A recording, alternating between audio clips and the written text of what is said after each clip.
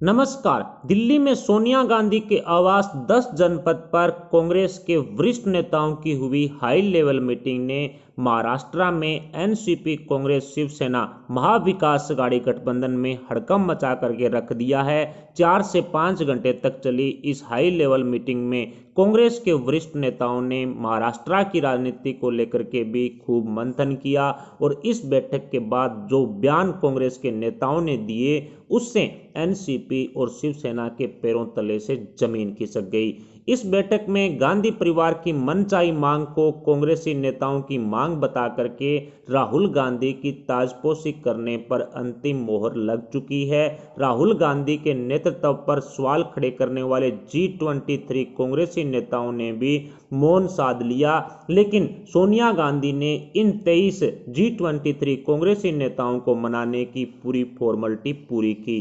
कांग्रेस की इस high level meeting में बवाल तो तब मच गया जब G23 के नेताओं ने राहुल गांधी को अध्यक्ष बनाने पर अपनी सहमति नहीं दी। खैर, ये तो कांग्रेस का आपसी मुद्दा था, लेकिन महाराष्ट्र की राजनीति पर कांग्रेस के मंथन ने महाविकास आघाड़ी गठबंधन से बाहर होने का फैसला ले लिया है।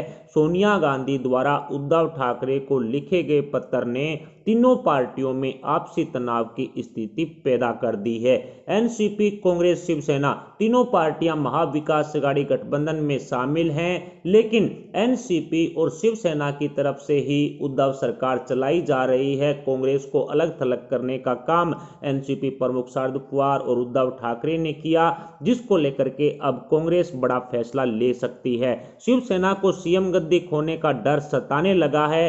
अब उद्धव ठाकरे ने अपने तोते संजय राउत को कांग्रेस की तारीफों के पुल बांधने का आदेश दे दिया है ताकि सोनिया गांधी को मनाया जा सके, लेकिन एनसीपी प्रमुख शरद पवार ने सोनिया गांधी के पत्र पर नाराजगी व्यक्त की है। हालांकि सोनिया गांधी की कलम से चले तीर ने शिवसेना में खलबली मचाकर रख दी है। एनसीपी को सोनिया के पत्र से कोई डर नहीं है, क्योंकि शिवसेना के साथ यदि एनसीपी का साथ छूटेगा तो शरद पवार एनडीए की तरफ रुक करके वापस सत्ता में विराजमान हो सकते हैं। लेकिन उद्धव ठाकरे के हाथों अगर सत्ता चली गई तो शिवसेना की खूब फजीयत होगी, जिसकी वजह से शिवसेना के नेताओं में हड़कंप मचा हुआ है। और शायद यही कारण रहा कि एनसीपी को किसी तरह का डर नहीं होने की वजह से ही एनसीपी नेता नवाब मलिक ने कांग्रेस की इस चिट्ठी को लेकर के सोनिया गांधी और कांग्रेस पर ही सवाल खड़े कर दिए हैं। सोनिया गांधी की लिखी गई इस चिट्ठी से एनसीपी प्रमुख शरद पवार पूरी तरह से नाराज हो गए हैं। तीनों पार्टियों में तनाव की स्थिति पैदा हो गई है और आगामी पंचायत चुनाव में तीनों पार्टियों ने अलग अलग चुनावी मैदान में उतरने का फैसला ले लिया है। शिवसेना के दावों की अब पूरी तरह से हवा निकलती हुई साफ दिखाई दे रही है, क्योंकि शिवसेना और उद्धव ठाकरे की तरफ से पहले भी बड़े बड़े ऐलान किए गए थे कि तीनों दल एनसीपी, कांग्रेस, शिवसेना महाविकास आघाड़ी गठबंधन में शामिल होने के बाद आगे के सभी चुनाव एक साथ लड़ेगी। लेकिन तीनों पार्टियों ने आगामी पंचायत चुनाव को लेकर के अलग अलग मोर्चा खोलने का फैसला ले लिया है, जिसकी वजह से शिवसेना के दावों की हवा निकलती हुई साफ दिखाई दे रही है। और एनसीपी की तरफ से जो नवाब मलिक के द्वारा कांग्रेस पर सवाल उठाए गए हैं, उससे तो कहीं ना कहीं ये साफ हो चुका है कि एनसीपी को सत्ता खोने का कोई डर नहीं है।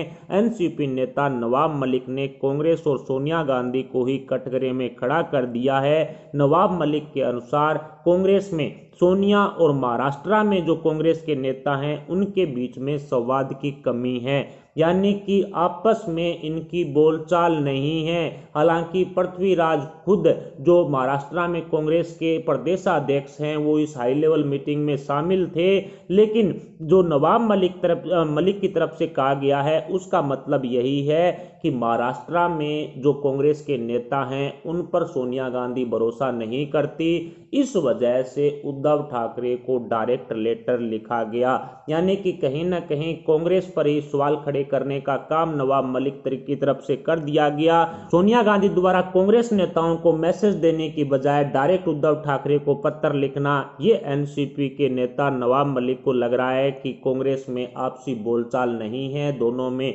जो लेटर या फिर इस संवाद की कमी है। एनसीपी नेताओं ने अजीत पवार को लेकर के भी मतभेद की बात कही है। जिस तरह से नवाब मलिक द्वारा कहा गया है कि एनसीपी प्रमुख शरद पवार ने जब राहुल गांधी पर टीका टिप्पणी की थी, राहुल गांधी की क्षमता और उनकी काबिलियत पर सवाल उठाए थे, कांग्रेस पर सवाल खड़े किए थे, उसको लेकर के एनसीपी के नेता अजीत पवार ने कांग्रेस की तरफदारी की थी। कांग्रेस की तरफदारी करने का काम अजीत पवार ने किया, इस तरह का आरोप एनसीपी नेताओं की तरफ से लगाया जा रहा है। राज्य के फैसलों पर ध्यान नहीं देकर के कांग्रेस की तरफदारी करने का आरोप एनसीपी नेताओं ने अजीत पवार पर लगाया है। डिप्टी सीएम की गद्दी अजीत पवार के पास है, लेकिन वो राज्य के फैसलों पर ध्यान नहीं दे रहे हैं। एनसीपी प्रमुख शरद पवार के बयानों की खिलाफत कर रहे हैं, पार्टी के खिलाफ चल रहे हैं और कांग्रेस को लेकर के उन्होंने कहा है कि कांग्रेस की तरफदारी करने का काम अजीत पवार की तरफ से किया जा रहा है। यानी कि एक लेटर वार से किस तरह से तीनों पार्टियों की आपसी कलह सामने आ गई, यह आपने बखूबी देखा। एनसीपी बिल्कुल निडर है। एनसीपी को लग रहा है कि यदि उद्धव सरकार से उनकी भागीदारी निकलेगी तो एनडीए में शामिल होकर के एक बार फिर से सत्ता में विराजमान हो सकते हैं। और वैसे भी सुप्रिया सुले के राजनीतिक भविष्य को लेकर के बताया जा रहा है कि एनसीपी प्रमुख शरद पवार एनडीए में शामिल होने जैसा कदम भी उठा सकते हैं।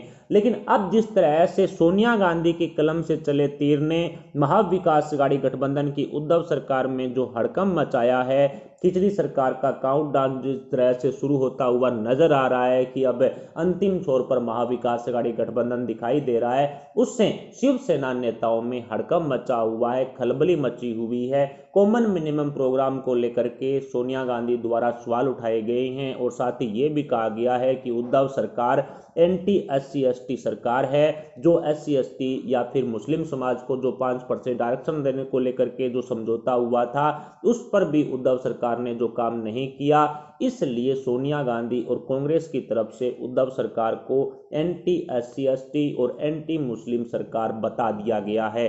जो बातें फोन के जरिए हो सकती थी उसको सोनिया गांधी द्वारा लेटर के जरिए उद्धव ठाकरे तक पहुंचाना और उसको सार्वजनिक कर देना, ये कहीं ना कहीं कांग्रेस की एक बहुत बड़ी चाल है महाविकास अघाड़ी गठबंधन से बाहर निकलने की। और जो कॉमन मिनिमम प्रोग्राम जो तय हुए थे उस पर यदि उद्धव ठाकरे खरे नहीं उतरेंगे तो सोनिया गांधी इस गठबंधन से बाहर होगी। और जब उनसे इस बारे में सवाल पूछा जाएगा कि महाविकास अघाड़ी गठबंधन से कांग्रेस अलग क्यों हुई, तब वो कॉमन मिनिमम प्रोग्राम में किए गए वादे, उद्धव ठाकरे के द्वारा जो वादे किए गए थे उनको जनता के सामने रखेंगे और साफ कह देंगे कि जिस तरह से कॉमन मिनिमम प्रोग्राम में जो वादे तय हुए थे हमारे बीच में, उसमें उद्धव ठाकरे फेल रहे, उद्धव सरकार फेल रही, जिसकी वजह से ये महाविकास अघाड़ी गठबंधन से कांग्रेस है वो अलग होने जा रही है। कुल मिलाकर के कांग्रेस का ग्रहण अब उद्धव ठाकरे की सीएम कुर्सी पर लगने जा रहा है। राहुल गांधी किसी भी हालात में महाविकास अघाड़ी गठबंधन में शामिल नहीं होना चाहते थे, एनसीपी और शिवसेना के साथ में वो गठबंधन में नहीं रहना चाहते थे और अब राहुल ग्रुप के नेताओं की तरफ से ही उद्धव ठाकरे की सीएम कुर्सी पर ग्रहण लगाया जाएगा। फिलहाल उद्धव ठाकरे की सीएम कुर्सी और सोनिया गांधी द्वारा लिखे गए पत्र के बारे में आपके क्या विचार हैं? आप अपने विचार हमें कमेंट बॉक्स में बता सकते हैं। साथ ही वीडियो को लाइक करके हमारे चैनल को सब्सक्राइब जरूर कर लें। अभी के लिए इतना ही, मिलते हैं अगले अपडेट के साथ, तब तक के लिए जय हिंद, जय भारत।